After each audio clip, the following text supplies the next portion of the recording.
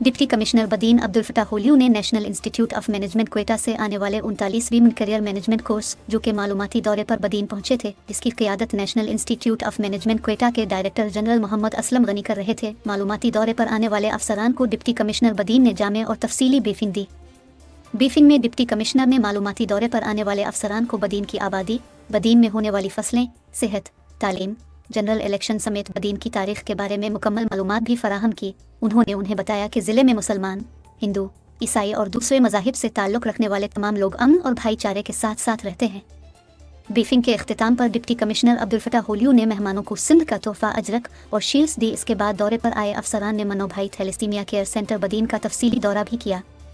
Thalassaemia care centre के in charge doctor Syed Abbas Ali Shah ने study तौर पर आए अफसरान को थैलेसीमिया केयर सेंटर के बारे में तफसीली ब्रीफिंग देते हुए कहा कि सिर्फ बदीन ही नहीं बल्कि करीबी इजला ठठा, सजावत हरपारकर और मीरपुर खास से भी थैलेसीमिया के मरीज मनो भाई थैलेसीमिया केयर सेंटर में खून की मुंतकिली के लिए आते हैं।